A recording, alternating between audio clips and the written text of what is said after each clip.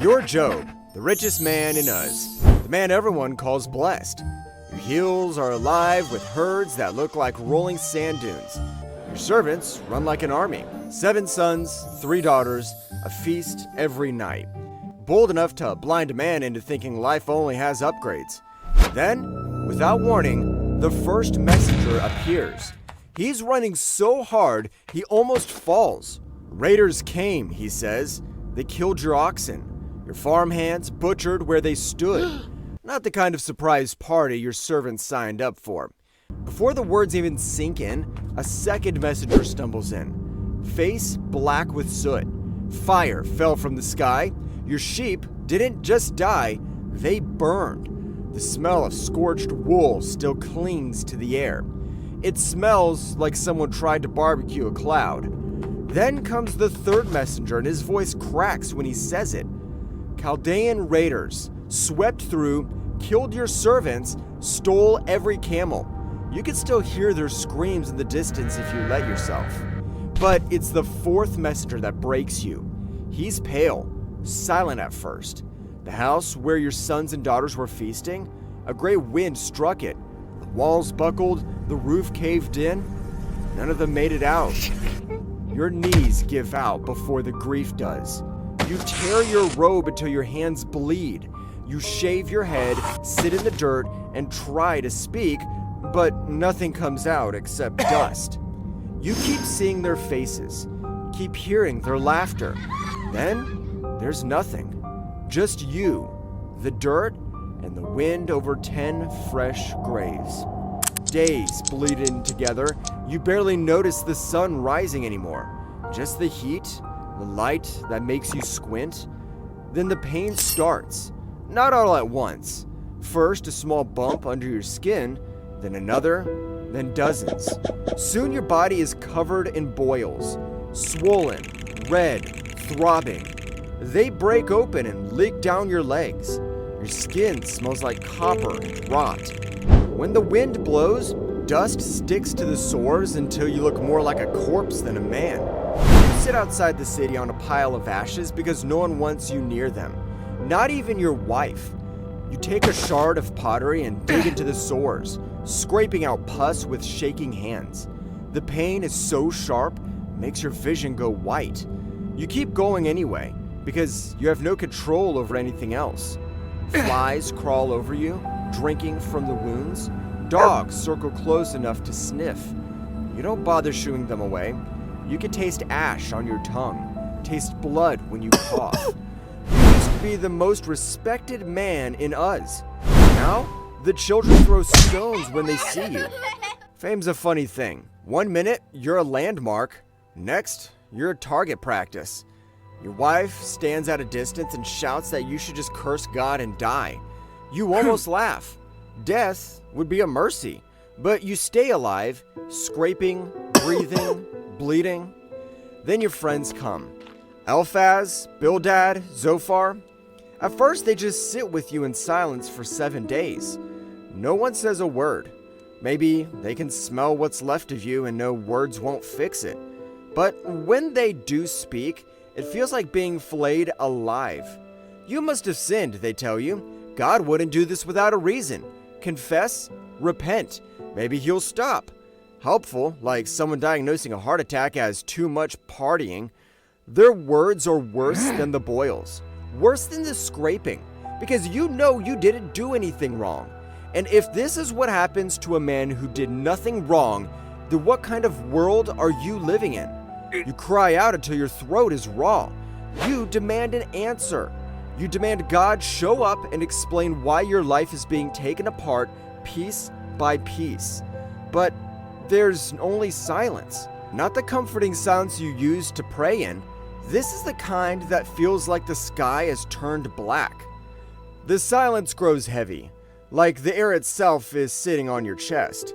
You open your mouth to pray, but what comes out isn't prayer anymore. It's rage. Night is worse. The sores throb, your skin sticks to the mat. You can't lie still without pain, but you can't move without agony. Sleep comes in minutes, not hours.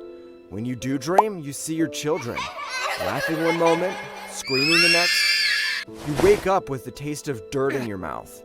Not the sort of flavor profile anyone recommends. You curse the night you were conceived. You curse the dawn that lit your first breath. You curse the hands that placed you on your mother's lap. If death was coming for you, you wish it had come then, quietly, before you ever learned what joy felt like. You rock back and forth on the ash heap, whispering questions until your voice cracks. Why me? What law did I break? What sin could deserve this? You list every offering you made, every prayer you prayed, every stranger you fed, every widow you helped. You remind heaven that you were the one people pointed to when they said blessed. Your friends just stare. When they speak, soft, sharp, cutting. Maybe your children brought this on themselves. Maybe you mocked the poor when no one was looking. Maybe this is mercy, God correcting you before it's too late. You bite your lip until it bleeds, because their words land somewhere deep. You scream until your throat is raw. At them, at yourself, at the sky. If this is punishment, then name the crime. If this is justice, then tell me how it's just. No answer. You claw at the dirt until your fingernails split. You sit so long the ashes cake to your skin, turning you into a statue of grief. You stare at the horizon until the sun burns your eyes. Because maybe if you stare long enough, God will step out of the sky and explain himself. But he doesn't. This silence becomes the cruelest wound of all. You are still sitting in the ashes when it happens. At first, it's just a wind, a dry gust across the plain, stirring the dust around you. Then another, stronger. The ashes rise and swirls around your feet. Your friends back away, shielding their faces. The sky goes dark, kind of dark that swallows the sun. The air hums, low and electric, like the world itself is holding its breath. Then the voice comes. Not gentle, not comforting. A sound so loud it shakes the ground beneath you. You never thought the world would answer in all caps. Who is this that darkens my counsel with words without knowledge? The wind roars like a living thing, whipping your robe, tearing at your hairless scalp. You drop to your knees because you have no choice. The storm is everywhere, pressing against your chest, filling your ears. Stand up like a man, the voice thunders. I'll question you, and you shall answer me. The storm circles you like a predator. Where were you when I laid the foundations of the earth? Tell me if you understand. Every word feels like it's being carved into your bones. Tiny lettering, deep engraving. Who shut the sea behind doors when it burst from the womb? Have you ever commanded the morning or walked in the storehouses of the snow? Tell me if you know. The sky splits with lightning. Thunder cracks so close, it feels like it's inside your skull. You're shaking, but not from the cold, from the weight of the questions. The voice keeps coming, relentless. Do you feed the lion his prey? Do you guide the constellations through their seasons? Does lightning report to you and say, here I am? The whirlwind howls louder until it drowns out your breath, your thoughts, your fear. Who then is able to stand against me? Lightning flashes so bright it blinds you. Thunder follows like a blow to the chest, and then silence. For the first time since this all began, you have no words left. Ash drifts down around you. Your hands are in the dirt. Your mouth tastes of blood and grit. No more roar, no more questions. Just the kind of silence that makes your ears ring. You stay face down in the dirt until your mouth fills with ash. Your whole body shakes as you speak, barely more than a whisper. I spoke of things I didn't understand, you say. Things too wonderful for me to know. You choke on the words, but keep going. My ears had heard of you, but now my eyes have seen you, and I despise myself. I repent in dust and ashes. When you finally stop speaking, there's no answer. No voice, no storm, just you, the dirt, and the sound of your own breathing. Ragged, shallow, terrified. Air comes in like a guest who forgot to RSVP. Then, slowly, your body begins to knit itself back together. The sores close, the stench fades, strength crawls back into your bones, but it feels wrong, like wearing someone else's skin. Your friends leave to offer their sacrifices.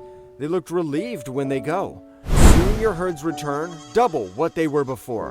New sons, new daughters fill the house, but you still remember the 10 graves. You still see their faces when you close your eyes.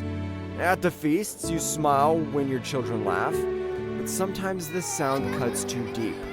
Sometimes you find yourself staring out the window until they notice and fall quiet. No one says you're blessed again, that God has restored you, that the story has a happy ending, but you know better. Because when the wind howls across the hills at night, you still hear the voice that broke you. And part of you is still sitting in the ashes, waiting for it to come back.